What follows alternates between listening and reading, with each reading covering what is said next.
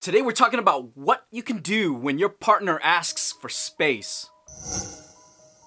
How's it going, guys? Dr. Tank Farm D here, board certified practicing medicine specialist and personal health coach, helping action takers like you take back control of their lives and emotions so that they can feel better and be better.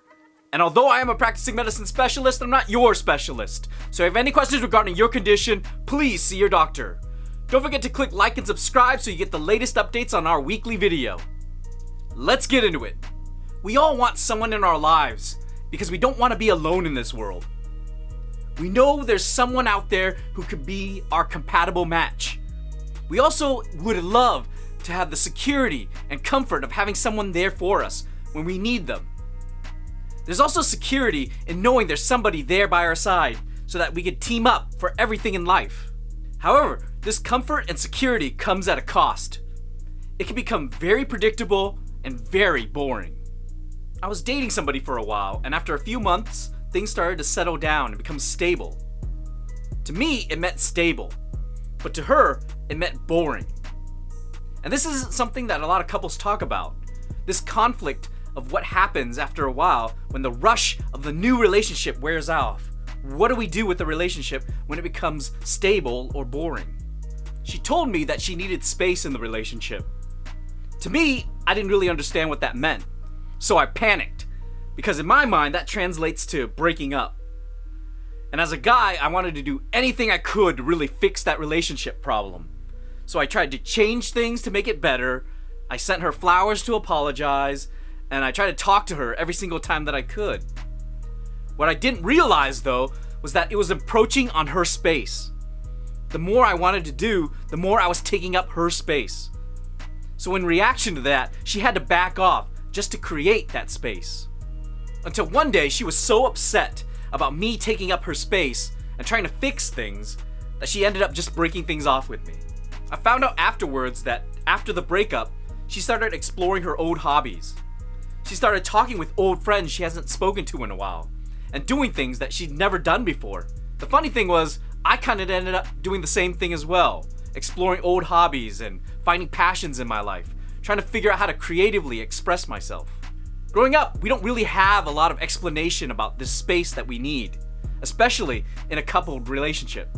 When we're in a relationship and the passion of having something new has worn off, we start settling in and worrying about the more fundamental things in life, like food, shelter, and stability. Growing up, mental health isn't really something that was explained in my family. So when a new relationship starts becoming stable, we start to focus on the more fundamental things in life, like food, shelter, and stability. What we don't recognize is that there's a mental health aspect we need to take care of. And there's nobody else who's gonna take care of it for us. Growing up, we weren't exposed to a lot of emotional mental health care. We didn't know what it meant because we were always so focused on sustenance and living, surviving until the next day. Our parents were focused on providing the best that they could, food-wise, shelter-wise. They didn't really have the time or the resources to focus on emotional health. That's why growing up, I didn't really understand what it meant to give someone their space. Mental health isn't something that is historically something very important in relationships either. Because of our evolved society, it's more important now that we understand our own mental health coming into a relationship. So when life changes, or someone starts realizing they're losing their identity or their creativity in a relationship, they start questioning things about themselves. Psychiatrist Kirk Kirkman came up with the theory of identity crisis that we have where we question our role in society and our identity. Because sometimes the things that we're doing in life don't match up with the identity we have inside of us. And I wish someone explained that to me, that space meant trying to find your identity and find out where your role is in society. Marriage counselor Esther Perel says that this conflict of a new relationship that's passionate and a marriage that's stable and supportive are totally conflicting. It's something that's in our new society that we have to figure out how to reconcile. Because in the olden days, it'd simply just be children, marriage, and surviving.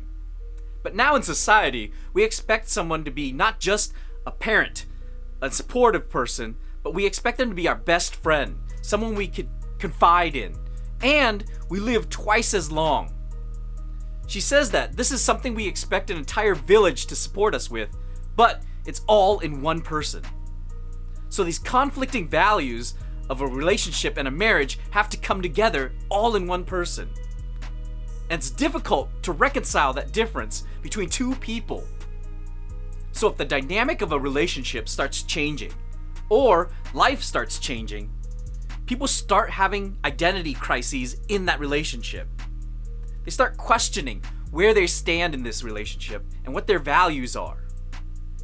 Two people can't bring to the table unique ideas and perspectives if they don't have that space. That space is where you practice your creativity. That space is where you find your goals and values. And each one is different for every person. So what can you do if somebody's asking for space, or if you need that space?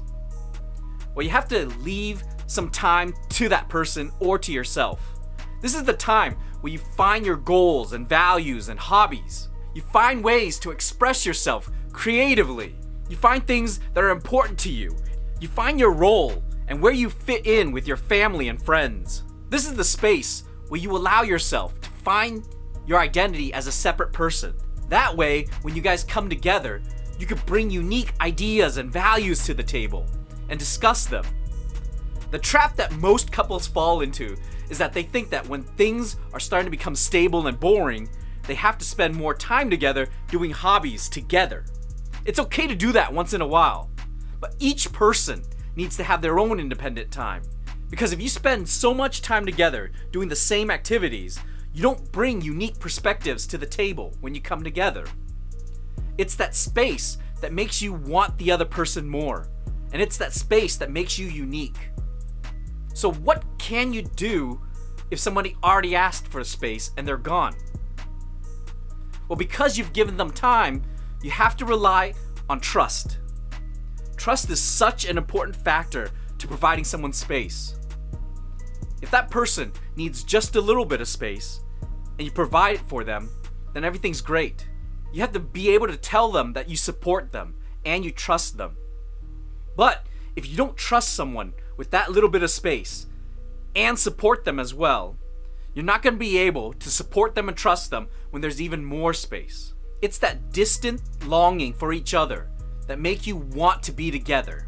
Esther Perel says that if we don't have that longing for somebody, where we create that distance between people, emotionally and physically, then there isn't passion in the relationship. If you're together all the time and you're doing everything together, there's no separate, unique identity and values that you bring to the table. What do you guys think? When you have your space, what do you look for? Let me know in the comments down below. If this video has been helpful or you know someone who could use it, please send it to them. If you're struggling with your emotions and you're an action taker who wants to solve their problems quickly and immediately, check out the Emotional RX program, where we can provide you the tools to help assist you to feel better and be better. Don't forget to click like and subscribe, and until next time guys, be healthy.